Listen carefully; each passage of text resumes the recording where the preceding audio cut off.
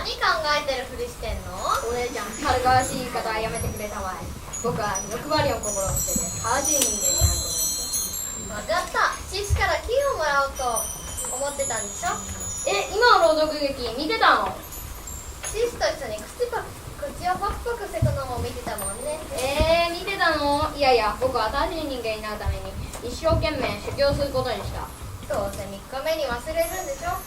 あ、ちょうどこれから一生懸命修行する男の話始まるから、それ見てからにしたら。はるか、トウキ、いつまで起きてるの？明日の朝、白石駅に集合でしょ？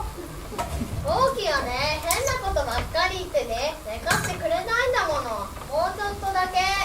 僕のせいかよ。じゃあ次の見てねよ。あれ、リモコンは？島に引っかかってるじゃない。あ、忘れてた。よし、じゃあ